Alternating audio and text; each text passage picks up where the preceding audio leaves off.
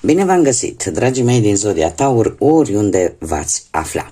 Bine ați venit tuturor pe canalul meu, Tarot Flor de Loto. Numele meu este Nina, pentru cei care nu mă cunosc. Și ca de obicei, mă bucur să vă alături atât pe dragii mei abonați, cum de asemenea și pe cei care poate sunteți pentru prima oară aici pe canal. Azi voi face o lectură atemporală, fără limită de timp, o lectură pe care voi să o puteți urmări oricând doriți sau atunci când apare în viața voastră. Desigur, dragii mei, să nu uitați un aspect important și anume faptul că voi vă construiți viitorul. Așa că vă rog din suflet să luați decât acele mesaje care rezonează cu voi, iar restul lăsați-le să zboare în univers, pentru că sigur sunt pentru alte energii, alte persoane care într-o mai mică sau mai mare măsură au o legătură cu Zodia Taur. Așa, să fac mai mult loc.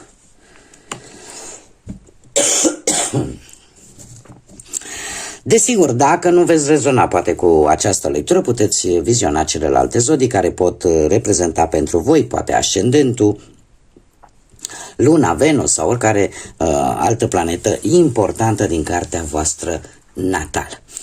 Așa că, dragilor, toți cei care aveți Soare, Lună, Venus sau ascendentul în Zodia Taur, atunci această lectură este de asemenea și pentru voi.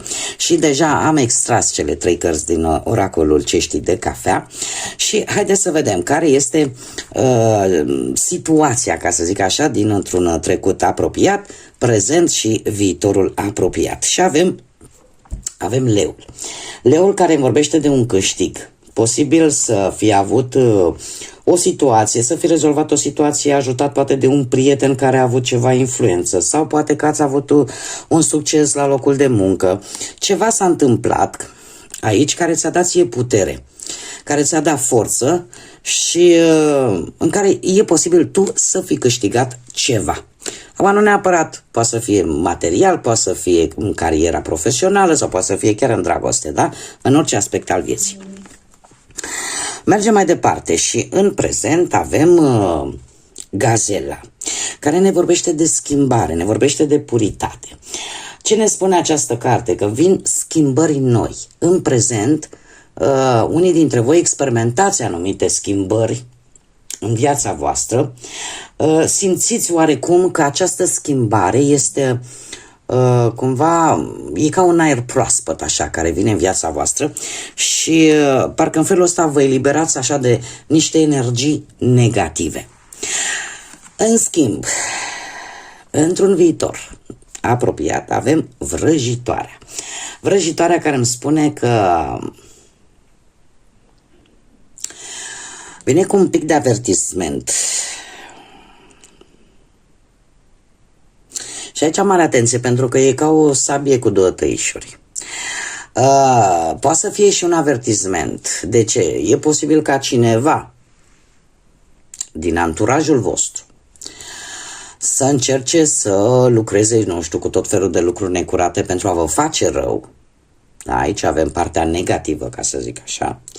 Sau partea pozitivă este aceea în care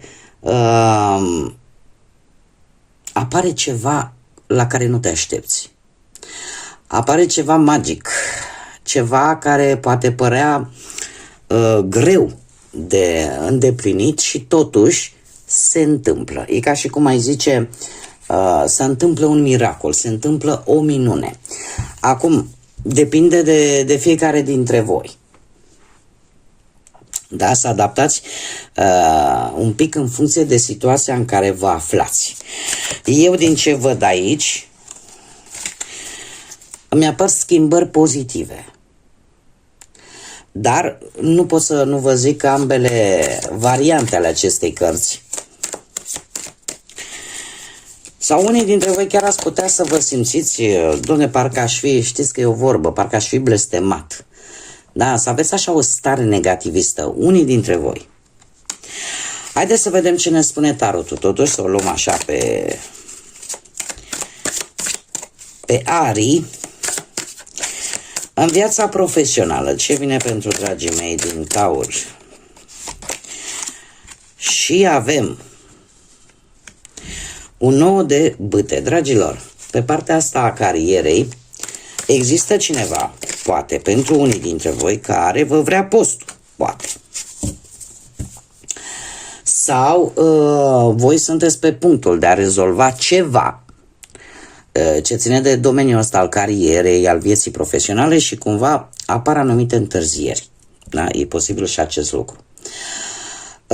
De asemenea, e posibil ca în ultima perioadă să fie avut așa mici tensiuni la locul de muncă sau poate să fi încercat o negociere care a fost destul de dificilă pentru a obține poate un job sau poate, nu știu, a negocia, nu știu, la nivel de dacă aveți propria voastră afacere, da? Ați avut așa niște întârziere exact când credeți că totul este stabilit, când credeți că totul este ok, cumva ceva a apărut aici și v-a cam întârziat. Totuși, avem un 3 de monede, un 3 de monede care pe partea asta muncii îmi spune că sunteți valoroși, acolo unde munciți. Chiar dacă apar tensiuni, cumva nu se va renunța la voi chiar așa de ușor. Sau unii dintre voi vă dați seama că munciți poate prea mult și nu câștigați pe măsura muncii pe care voi o prestați. Alții pot găsi un job destul de satisfăcător sau puteți concretiza poate o idee, un proiect, da? Și e posibil să fiți ajutați și de alte persoane, da? Pentru obținerea acestor lucruri. Într-un viitor apropiat avem carul. Avem carul care, nu știu dacă Zodiac vă spune ceva, pe planul ăsta profesional, dar carul îmi vorbește de o schimbare. O schimbare poate de loc de muncă sau e posibil dacă cineva are ceva împotriva voastră, e posibil să cam plece. Cum de asemenea, carul îmi vorbește posibil de o călătorie în interes de muncă sau de o voință puternică în a obține ceva ce pe tine te interesează pe planul ăsta al profesiei. Da? O situație care îți vei da seama că e nevoie de atenția ta și de asemenea mai poate însemna și o veste. O veste foarte neașteptată și foarte rapidă pe planul ăsta profesional. Unde va depinde de voi foarte mult ce veți face în urma acestei vești. Haideți să vedem pe plan material ce vine pentru dragii mei din Taur în următoarea perioadă. Ho, ho, ho.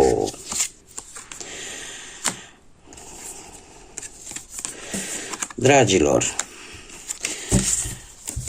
ați lăsat o anumită situație în urmă, nu știu, ori ați plecat, ați schimbat locul și asta v-a adus anumite carențe, anumite lipsuri materiale pe care le simțiți chiar și în prezent cu acest 5 de monede.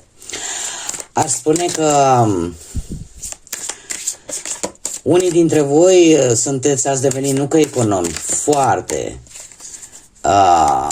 economi și eu aș spune că cel puțin în acest moment analizați foarte bine ce depinde de voi și unii dintre voi chiar poate așteptați și un ajutor. Un ajutor din partea unei persoane posibil care are legături cu zodiile de foc, mai precis cu zodia Berbec, care poate să fie și cineva cu funcție sau vreun tată, frate, socru, soț, da, o parte masculină cumva din familie, cineva care să vă acorde un sprijin financiar. Este foarte interesant cu acest 8 de cupe, ca să zic așa, rădăcina problemei. De ce? Pentru că unii dintre voi e posibil să fi fost foarte decepționați în ceea ce privește poate o anumită situație legată de bani. De ce? Pentru că posibil să nu fi obținut ceea ce voi vă doreați.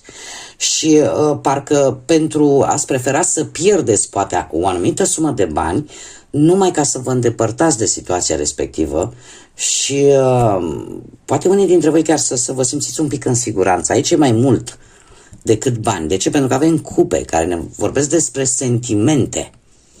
O situație care apare o conjunctură combinată între bani și sentimente și emoții.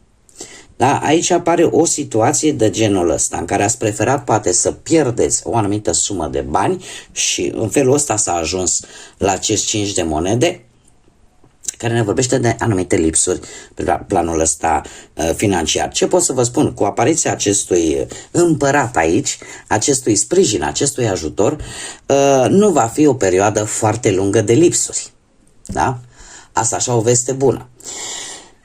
Ce ar mai fi de spus vis-a-vis de împărat pe partea asta banilor? Că e posibil unii dintre voi poate să primiți, nu știu, vreo moștenire sau pur și simplu o reușită financiară sau niște bani în urma unui proces legal.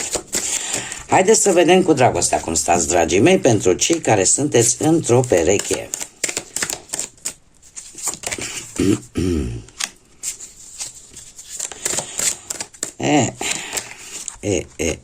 Dragilor, cei care sunteți într-o pereche, avem un 5 de bâte care îmi vorbește de niște conflicte. Dar niște conflicte care eu aș spune că sunt mai mult provocate de alte persoane care nu au o legătură directă cu relația voastră în sine. Da? Relația voastră, voi și perechea voastră. De ce spun acest lucru? Pentru că cinciul ăsta de bâte îmi vorbește tare mult de conflicte din cauza altora, în care voi ați încercat din răzputeri să vă păstrați calmă și probabil că aceste conflicte cumva n-au legătură numai cu voi, poate că au legătură chiar și cu perechea voastră. Am aici un rege de cupe, nu știu dacă zodiile de apă vă spun ceva, rac, pești sau scorpion, care pe partea asta dragostei îmi sugerează că ori există o persoană care să aibă legătură sau nu neapărat cu aceste zodii, fiind o lectură generală, în care sentimentele, emoțiile dintre voi, e ca și cum ai spune, dom'le, aceste conflicte, aceste tensiuni, aceste atacuri care vin împotriva voastră, nu au făcut altceva decât să vă întărească și mai mult relația. Da? E ca și cum ai zice, dom'le, indiferent cât de dificilă este situația, voi v-ați menținut calmul, măsura și înțelegerea. 6 de monede îmi vorbește despre compasiune, îmi vorbește despre armonie în pereche și de foarte mult echilibru.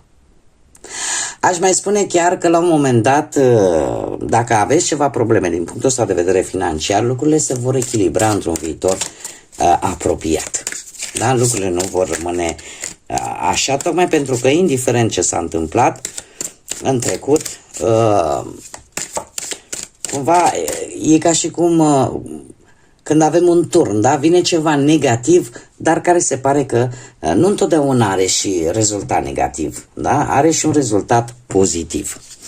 Haideți să vedem pentru cei care sunteți singurei în dragoste. Ce vine pentru voi, dragilor? Și avem un 10 de cupe.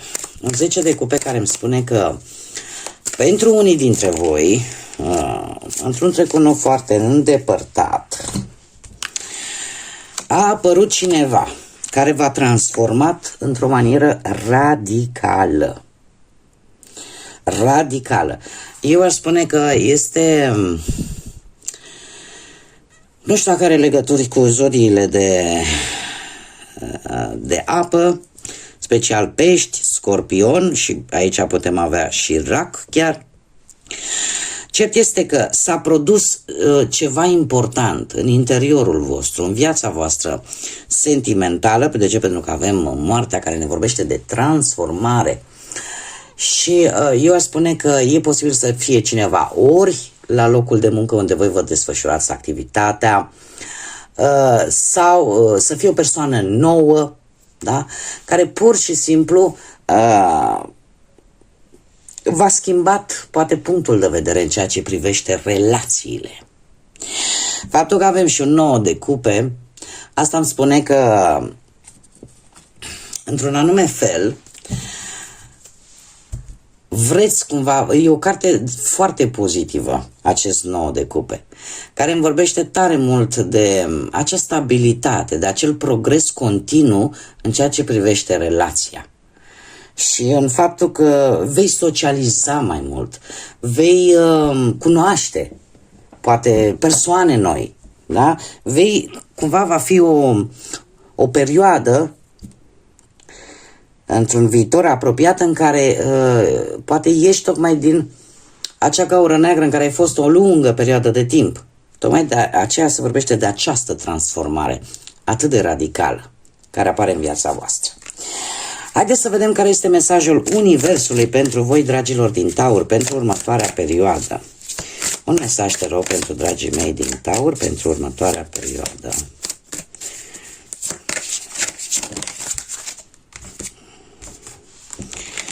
Sunt două, le voi lăsa pe amândouă, pentru că sigur trebuie să ajungă la voi. Și ne spune așa, primul mesaj: nu-ți fie frică să spui te iubesc sau îți mulțumesc acelora care merită să-l audă. Nu-ți fie frică sau rușine de tine și de felul cum ai arătat tu spunând aceste cuvinte, pentru că niciodată nu vei regreta să spui un te iubesc sau un mesaj de apreciere. Poate mai mult vei regreta dacă nu o vei face. Aici este vorba de un pic de orgolii, da? Dacă unii dintre voi simțiți să spuneți, și acum este bine știut, în general zodiile de pământ nu sunt atât de deschise, nu sunt atât de, cum să spun eu, la modul ăsta cum sunt, de exemplu, zodiile de apă, care le este, prin natura lor, le este neapărat mai ușor, pur și simplu se exteriorizează altfel. În general, zodiile de pământ, cum sunteți și voi, cum sunt și fecioarele și capricornii, da? Fiind zodii de pământ, sunteți foarte rațional, foarte bine înfipți acolo și de multe ori, poate orgoliile sau poate importanța, poate nu, unii dintre voi nu dați importanță foarte mare la aceste cuvinte, dar câteodată simțiți să le spuneți. Nu vă rețineți. Dacă persoana din fața voastră merită acele cuvinte, să nu vă rețineți să le spuneți, pentru că poate mai târziu veți regreta că nu le-ați spus. Da, ăsta este mesajul, primul mesaj. Al doilea mesaj spune în felul următor. Unii oameni se îndepărtează de tine, poate fără un motiv. Sau poate pur și simplu nu există un motiv care îi face să se distanțeze de tine. Ei au ieșit din viața ta tocmai pentru că Universul cumva îți transmitea ideea că trebuie să mergi înainte, următoarea pagină, următoarea filă. Ei deja au săvârșit scopul pentru care au apărut în viața ta, așa că lasă-i să plece, iar tu continuă să mergi înainte. Pentru că lucruri mari și mărețe se îndreaptă către tine. Este un îndemn, mai pe simplu, așa, mai pe înțelesul tuturor, pe care și eu l-am spus în lecturile mele de câte ori am avut ocazia, și anume faptul că de multe ori apar persoane în viața noastră, așa pe nepusă masă, iar cum apar, așa și dispar. Și de multe ori ne întrebăm, domne, că de multe persoane ne atașăm, ce să vezi. Și ne întrebăm, dom'le, dar de ce? Pentru că, uite, eu poate mai aveam nevoie. Dumnezeu lucrează prin oameni și Universul lucrează prin oameni. Și în momentul în care aceste persoane au apărut în viața noastră, poate au apărut să ne ajute să ne învățăm o lecție sau poate au apărut să ne ajute să înțelegem anumite lucruri sau pentru mine, cel puțin la nivel personal, lucrul ăsta nu este întâmplător, pentru că și mie mi s-a întâmplat de-a lungul vieții acest lucru. Și pe care să plece, să dispară în anumite feluri din viața noastră, mare atenție. Deci pot dispărea în anumite feluri și indiferent că sunt persoane negative, că sunt persoane pozitive, ele și-au făcut menirea. Dar noi nu trebuie să uităm că trebuie să mergem înainte și să nu rămânem blocați pe lucruri din trecut, da? Sau să nu rămânem blocați, să batem pasul pe loc. Da? Cam asta este mesajul. Bun, dragilor, acesta a fost lectura pentru voi. Eu vă mulțumesc ca de obicei pentru atenție. Vă mulțumesc tuturor pentru tuturor celor care mi-au lăsat comentarii, care ați dat like, care ați distribuit. Vă invit în continuare, desigur, și pe cei care poate încă nu v-ați abonat și poate ați rezonat sau poate pur și simplu vă plac acest gen de lecturi pe care eu le fac. Nu ezitați, abonați-vă, este gratuit. Cum de asemenea vă îndemn ca de fiecare dată să nu uitați de like-uri, de comentarii, de distribuiri. Oricum eu vă mulțumesc tuturor din suflet pentru toate aceste mici gesturi. Iar până data viitoare când ne vom reîntâlni, numai bine vă doresc, multă energie pozitivă și desigur să fiți iubiți, dragilor.